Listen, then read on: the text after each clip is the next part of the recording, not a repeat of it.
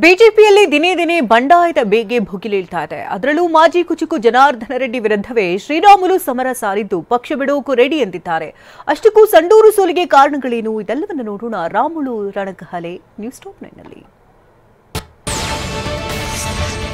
ರಾಜ್ಯ ಬಿಜೆಪಿಯಲ್ಲಿ ಎದ್ದಿರುವ ಆಂತರಿಕ ಕದನ ಮತ್ತೊಂದು ದಿಕ್ಕಿಗೆ ಹೊರಳಿದೆ. ಮೊನ್ನೆ ನಡೆದ ಬಿಜೆಪಿ ಕೋರ್ ಕಮಿಟಿ ಸಭೆಯಲ್ಲಿ ಮೂವರ ವಿರುದ್ಧ ಶ್ರೀರಾಮುಲು ಗರಂ ಆಗಿದ್ದಾರೆ. ರಾಜ್ಯ ಬಿಜೆಪಿ ಉಸ್ತುವಾರಿ ರಾಧಾ ಮೋಹನ್ ದಾಸ್, ಬಿಜೆಪಿ ರಾಜ್ಯಾಧ್ಯಕ್ಷ ವಿಜೇಂದ್ರ ಮತ್ತು ಜನಾರ್ದನ ರೆಡ್ಡಿ ವಿರುದ್ಧ ಶ್ರೀರಾಮುಲು ಸಿಡಿದೆದ್ದಿದ್ದಾರೆ. ಸಂಡೂರು ಉಪಚುನಾವಣೆ ಸೋಲಿಗೆ ಶ್ರೀರಾಮುಲು ನೇರ ಕಾರಣ ಅಂತ ಹೇಳಿದ್ದಕ್ಕೆ ಕೆಂಡಾಮಂಡಲವಾಗಿದ್ದಾರೆ. ಶ್ರೀರಾಮುಲು ಅವರಿಂದಲೇ ಸಂಡೂರಿನಲ್ಲಿ ನಾವು ಸೋತಿದ್ದೇವೆ ಅಂತ ಕೋರ್ ಕಮಿಟಿ ಸಭೆಯಲ್ಲಿ ರಾಧಾ ಮೋಹನ್ ದಾಸ್ ಹೇಳಿದ್ರು. ಈ ಮಾತಿಗೆ ಸಿಟ್ಟಾಗಿದ್ದ ಶ್ರೀರಾಮುಲು, ನೋಡಿ ಸಾರ್, ನನ್ನಿಂದ ಸೋತಿದೆ ಅಂತ ಹೇಗೆ ನೀವು ಆರೋಪ ಮಾಡ್ತಾ ಇದ್ದೀರಿ? ನಾಮಪತ್ರ ಸಲ್ಲಿಸುವಾಗ ವಿಜೇಂದ್ರ ಕೂಡ ಇದ್ದರು ಅಂತ ಶ್ರೀರಾಮುಲು ಎದುರುತ್ತರ ನೀಡಿದ್ದಾರೆ. ಸಂಡೂರು ಉಪಚುನಾವಣೆ ಪ್ರಚಾರದ ಕೊನೆಯ ದಿನ ನಾನು ಶಿಗ್ಗಾವಿಗೆ ಹೋಗಬೇಕಾಗಿತ್ತು. ಆದರೆ ಹೋಗಲು ಆಗಲ್ಲ ಅಂತ ಸಂಡೂರಿನಲ್ಲೇ ಉಳಿದುಕೊಂಡು ಪ್ರಚಾರ ಮಾಡಿದ್ದೇನೆ. ನಾನು ಕೆಲಸ ಮಾಡಿದ್ದೇನೋ ಇಲ್ಲವೋ ಅಂತ ಕ್ಷೇತ್ರದಲ್ಲಿ ಸಣ್ಣ ಹುಡುಗರನ್ನ ಕೇಳಿದ್ರೂ ಗೊತ್ತಾಗುತ್ತೆ.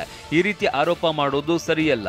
ನಿಮ್ಮ ಆರೋಪ ನನಗೆ ನೋವು ತಂದಿದೆ ಸಾರ್ ಅಂತ ಶ್ರೀರಾಮುಲು ರಾಧಾ ಮೋಹನ್ ದಾಸ್ ಎದುರು ಅಸಮಾಧಾನ ಹೊರಹಾಕಿದ್ದಾರೆ.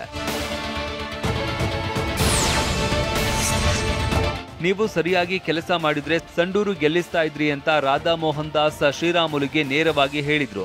ಇದಕ್ಕೆ ಸಿಟ್ಟಾದ ಶ್ರೀರಾಮುಲು, ಯಾರ ಮಾತು ಕೇಳಿಕೊಂಡು ನೀವು ಹೀಗೆ ಹೇಳ್ತಾ ಇದ್ದೀರಿ? ಪಕ್ಷಕ್ಕಾಗಿ ನಾನು ದುಡಿದಿದ್ದೇನೆ. ಶಾಸಕ ಸಂಸದ ಚುನಾವಣೆಯಲ್ಲಿ ನಾನು ಸೋತಿರಬಹುದು. ನನ್ನ ಹಣೆ ಬರಹ ಚೆನ್ನಾಗಿಲ್ಲ, ಸೋತಿದ್ದೇನೆ. ನಾನು ಸೋತಿದ್ದೇನೆ ಅಂತ ಇಷ್ಟು ಲಘುವಾಗಿ ಮಾತನಾಡುವುದು ಸರಿಯಲ್ಲ ಅಂತ ಶ್ರೀರಾಮುಲು ಬೇಸರ ಹೊರಹಾಕಿದ್ದಾರೆ. ಮೊನ್ನೆ ನಡೆದ ಕೋರ್ ಕಮಿಟಿ ಸಭೆಯಲ್ಲಿ ವಿಜೇಂದ್ರ ವಿರುದ್ಧವೂ ಶ್ರೀರಾಮುಲು ಅಸಮಾಧಾನ ಹೊರಹಾಕಿದ್ದಾರೆ. ಅಧ್ಯಕ್ಷರೇ, ನೀವು ಕನಿಷ್ಠ ನನ್ನ ರಕ್ಷಣೆ ಮಾಡುವ ಕೆಲಸ ಮಾಡಬೇಕಾಗಿತ್ತು. ಅಂದು ಸಂಡೂರಿನಲ್ಲಿ ನನ್ನ ಜೊತೆ ನೀವು ಇದ್ರಿ. ನಾಮಿನೇಷನ್ನಿಂದ ಕೊನೆಯ ದಿನದವರೆಗೆ ನಿಮ್ಮ ಜೊತೆ ಕೆಲಸ ಮಾಡಿದ್ದೇನೆ.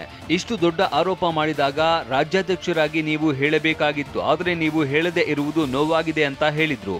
ಆರೋಪನೆ ಮಾಡ್ತೀವಿ, ನಮ್ಮ ವಿಜೇಂದ್ರ ಬಾಯಿಗಳು ಎತ್ತಿಲ್ಲ. ಕನಿಷ್ಠ ಹೇಳ್ಬೇಕಾಯ್ತಲ್ಲ, ರಾಮುಲು ಕೆಲಸ ಮಾಡಿದನಪ್ಪ ಅಂತೇಳಿ ಒಂದ್ ಮಾತು ಹೇಳಿಲ್ಲ ಆತ. ಯಾಕೆ ಹೇಳಿಲ್ಲ ನಮ್ಗೆ ಗೊತ್ತಿಲ್ಲ. ಆತ ಕೂಡ ನಮ್ಮ ಮೇಲೆ ಕೋಪ ಇದ್ರೆ ಇರ್ಬೋದೇನೋ. ನನ್ನ ನಡವಳಿಕೆಯಿಂದ ಪಕ್ಷಕ್ಕೆ ನಷ್ಟ ಆಗುತ್ತದೆ ಎಂದಾದರೆ ಪಕ್ಷದಿಂದ ಹೊರಗೆ ಹೋಗೋದಕ್ಕೆ ನಾನು ಸಿದ್ಧ. ಆದರೆ ಪಕ್ಷ ಬಿಡುವ ಮುನ್ನ ಹೈಕಮಾಂಡ್ಗೆ, ಮೋದಿ ಅವರಿಗೆ, ಅಮಿತ್ ಶಾ ಅವರಿಗೆ ಹೇಳಿಯೇ ಬಿಡುತ್ತೇನೆ. ಪಕ್ಷಕ್ಕಾಗಿ ಇಡೀ ರಾಜ್ಯದಲ್ಲಿ ಕೆಲಸ ಮಾಡಿದ್ದೇನೆ ಅಂತ ಶ್ರೀರಾಮುಲು ಹೇಳಿದ್ದಾರೆ. ಟಿವಿ9 ಜೊತೆ ಮಾತನಾಡಿದ ಶ್ರೀರಾಮುಲು, ಹೌದು, ನಾನು ಪಕ್ಷ ಬಿಡೋದಾಗಿ ಸಭೆಯಲ್ಲಿ ಹೇಳಿದ್ದು ನಿಜ ಅಂತ ಸ್ಪಷ್ಟಪಡಿಸಿದ್ದಾರೆ. ಅಲ್ಲ, ಬಿಡ್ತೀನಿ ಅಂತ ಹೇಳಿದ್ದೀನಿ. ನಾನು ಯಾಕಂದ್ರೆ ಸಂಕಟ ಆಗಿತ್ತು, ಹೇಳಿದ್ದೀನಿ. ನಾನು ಹಂಗೆ ಪಾರ್ಟಿ ಬಿಡಲೇಬೇಕು ಅನ್ನೋಂಥ ಪರಿಸ್ಥಿತಿ ಬಂದಂಥ ಟೈಮಲ್ಲಿ ಎಲ್ಲರಿಗೂ ಹೋಗಿ ಹೇಳಿ ಬರ್ತೀನಿ. ಹಂಗೆ ನಾನು ಹಂಗೆ ಬಿಡೋನಲ್ಲ. ನಾನು ಹಂಗೆ ಬಿಡಂಗಿದ್ರೆಗಳು ಸಂತೋಷ್ ಜಿ ಅವ್ರಿಗೆ ಹೋಗಿ ಹೇಳಿ ಬರ್ತೀನಿ, ಪ್ರೈಮ್ ಮಿನಿಸ್ಟರ್ ಹತ್ರ ಹೋಗಿ ಹೇಳಿ ಬರ್ತೀನಿ. ಜನಾರ್ದನ ರೆಡ್ಡಿಯೇ ನನ್ನ ವಿರುದ್ಧ ರಾಧಾ ಮೋಹನ್ ದಾಸ್ಗೆ ಹೇಳಿರೋದು ಅಂತ ಶ್ರೀರಾಮುಲು ಆರೋಪಿಸಿದ್ದಾರೆ. ಅವರ ಮಾತು ಕೇಳಿಕೊಂಡು ನನ್ನ ಮೇಲೆ ಆರೋಪ ಮಾಡಬೇಡಿ ಅಂತ ಕೋರ್ ಕಮಿಟಿ ಸಭೆಯಲ್ಲಿ ಕಿಡಿಕಾರಿದ್ದಾರೆ. ಈ ಬಗ್ಗೆ ಟಿವಿ9 ಜೊತೆ ಮಾತನಾಡಿದ ರಾಮುಲು, ನನ್ನನ್ನ ರಾಜಕೀಯವಾಗಿ ಮುಗಿಸೋದಕ್ಕೆ ಜನಾರ್ದನ ರೆಡ್ಡಿ ಯತ್ನಿಸ್ತಾ ಇದ್ದಾರೆ. ನನ್ನ ಕುಟುಂಬದ ವಿರುದ್ಧ ಅವರಿಗೆ ಸೇಡು ಅಂತ ಆರೋಪಿಸಿದ್ದಾರೆ. ರೆಡ್ಡಿ ಅವರು ಹೇಳಿರ್ಬೋದು, ಜನಾರ್ದನ್ ರೆಡ್ಡಿ ಅವರು ಹೇಳಿದ್ರೆ ಅವ್ರಿಗೇನು ಗೊತ್ತಾಗುತ್ತೆ? ಜನಾರ್ದನ್ ರೆಡ್ಡಿ ಅವರು ಹೇಳಿದ್ಕೋಸ್ಕರವಲ್ಲ ನನ್ನ ಮೇಲೆ ಆರೋಪಣೆ ಮಾಡ್ತಿದ್ದಾನೆ. ಜನಾರ್ದನ್ ರೆಡ್ಡಿ ಕಾನ್ಸ್ಪಿರಸಿಯನ್ನು ನಮ್ಮನ್ನು ರಾಜಕೀಯವಾಗಿ ಮುಗಿಸ್ಬೇಕನ್ನಂತ ಪ್ರಯತ್ನ ಮಾಡ್ತಾ ಇದ್ದಾನಂತ. ಕೋರ್ ಕಮಿಟಿ ಸಭೆ ಬಳಿಕ ಬೇಸರಗೊಂಡಿದ್ದ ರಾಮುಲು ಮಾಧ್ಯಮಗಳ ಮುಂದೆ ಹೋಗೋದಕ್ಕೆ ಸಜ್ಜಾಗಿದ್ರು. ಆದರೆ ವಿಜಯೇಂದ್ರ, ಸಿಟಿ ರವಿ, ಆರ್ ಅಶೋಕ್ ಮನವೊಲಿಸಿದ್ದಾರೆ. ಆದರೂ ರಾಮುಲು ಸಿಟ್ಟು ಕಡಿಮೆಯಾಗಿಲ್ಲ. ಈ ಎಲ್ಲಾ ವಿಚಾರವನ್ನ ಸಂಘದ ಗಮನಕ್ಕೆ ತಂದಿದ್ದಾರೆ. ದೂರವಾಣಿ ಕರೆ ಮಾಡಿದ್ದ ಬಿಎಲ್ ಸಂತೋಷ್ ಸೇರಿದಂತೆ ಮತ್ತಿಬ್ಬರು ಆರ್ಎಸ್ಎಸ್ ನಾಯಕರಿಗೆ ದೂರು ನೀಡಿದ್ದಾರೆ. ಬಿಎಲ್ ಸಂತೋಷ್ ಕೂಡ ರಾಮುಲುರನ್ನ ಸಮಾಧಾನ ಪಡಿಸಿದ್ದಾರೆ.